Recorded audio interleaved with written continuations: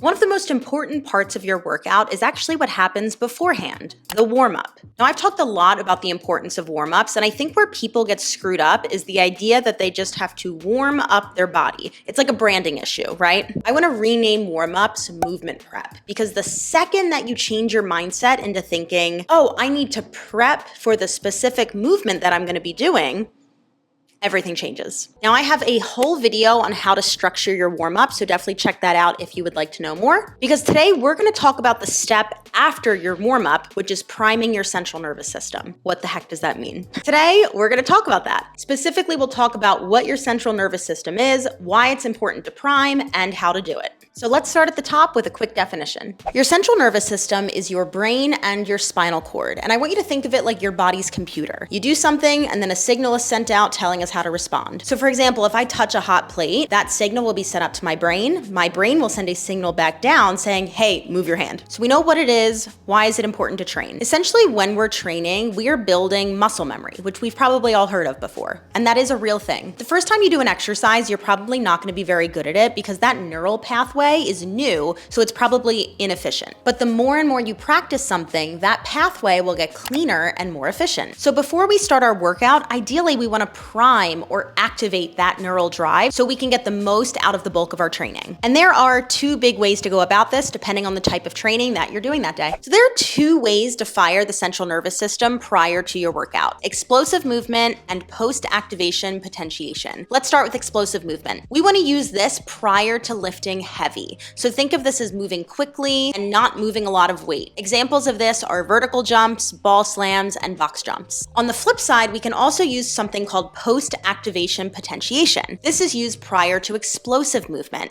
So this is going to be performing an exercise at nearly max intensity. Think 80 to 90% effort. And this is pretty simply heavy lifting, deadlifts, squats, chest press. And we want to do our best to match the movement pattern in the bulk of our training to our priming or activation exercise. So let's go in the other room and I'll show you a few examples. So for all of these exercises, whether you're working for more explosive movement or strength-based movement, I would recommend doing 2 sets of 3 to 5 reps. So again, that means you're either gonna go pretty heavy if you're working more strength, or you're gonna go max effort for your explosiveness. Let's talk about a few examples.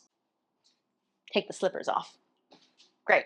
Let's start with a knee dominant movement pattern. So let's say we have a strength day and the front squat is our main big lift of the day. I'm gonna recommend adding in some explosive movement at the beginning in the form of box jumps. Box jumps are gonna work that knee dominant movement pattern. We're gonna be hitting that squat at the end. And again, we wanna do 2 sets of 3 to 5 reps. So nothing too crazy because we still wanna make sure that we're preserving the bulk of our energy for the main lift. Now, let's say we're doing more of an athletically focused workout and you have box jumps as one of your main movements. Well, we're gonna do some heavy ass front squats. So again, you wanna choose something that feels like an 8 to 9 out of 10 intensity for 3 to 5 reps. So let's break down our form here. Be on feet underneath the shoulders, little turnout in the toes. I'm gonna show with dumbbells right here, but you could always use a barbell if you'd like. Big inhale, exhale up, keeping that chest lifted.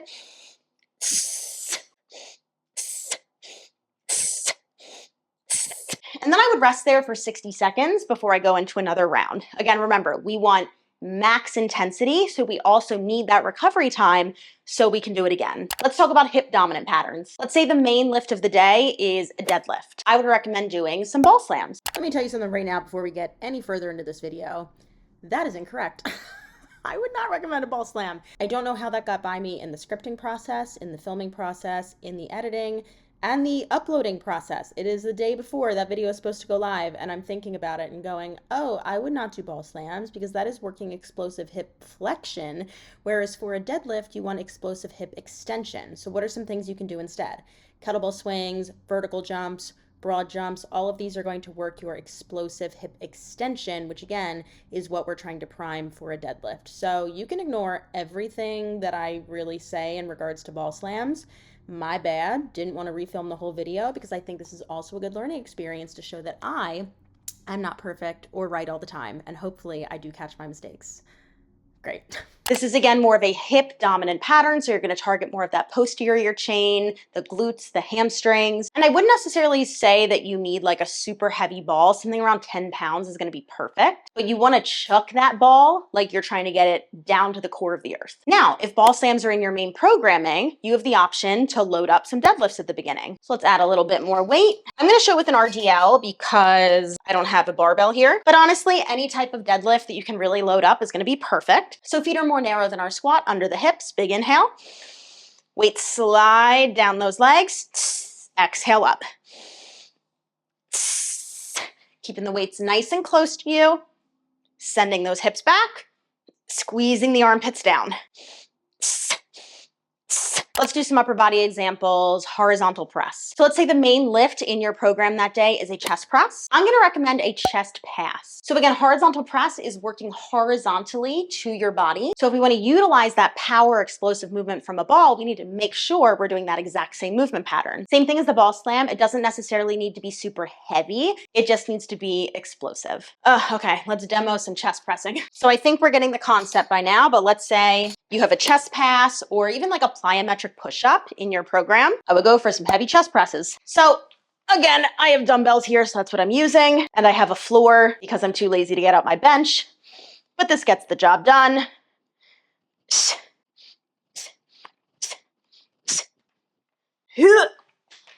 Great. All right, last example. Let's say we're doing a vertical pull. So that is something that pulls vertical to our body. Great example of that is a lat pull down. So you can actually do some band pull downs. A lot of this is gonna depend on like your rig and your setup. Because if I pulled down from here, this isn't a lot of range of motion. I feel like this angle is not the best. None of this is ideal, but you'll get the point. I'm gonna make it so that the band is vertical to my body. And now I'm gonna pull, pull, pull, pull. You could also, if I had a shorter band, pull down like this, but I don't have that. And then I feel like I've messed up the format. I don't know, insert lat pull downs here.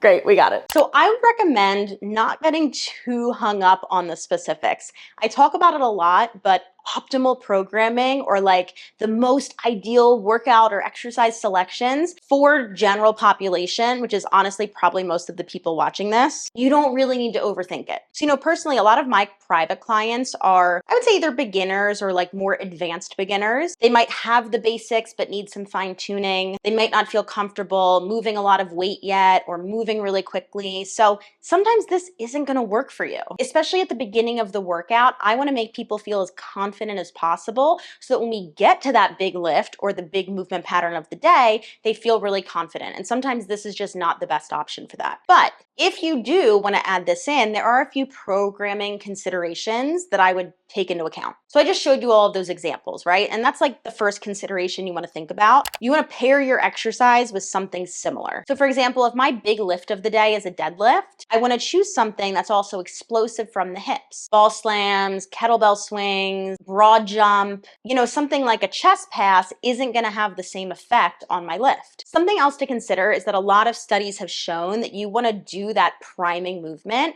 between 3 to 12 minutes before your big lift, or else the benefits are just kind of wear away, or that neural pathway is going to kind of like fizzle out. So basically, like, don't do ball slams and then sit on your phone for 20 minutes and expect to reap the benefits in your deadlift. Okay, so one more time to wrap this all up before you go overhauling everything that you've ever done with your programming. This is an option that could work for you. Is it mandatory? No. Do I use it a lot? Yeah, but not all of the time. Always remember that the most efficient option is not necessarily the best, because there's a lot more that goes into a workout than just how efficient it is at getting you to your goals. We have to think about the equipment you have access to. We have to think about the time restraints that you have. And quite frankly, we need to think about what you enjoy. So I hope that explains a little bit more about what priming the nervous system means. It's pretty straightforward, and hopefully you can utilize it in your training if you would like to. Let me know if you have any questions down below. Make sure you hit that subscribe button so you don't miss out, and I will see you all in the next one.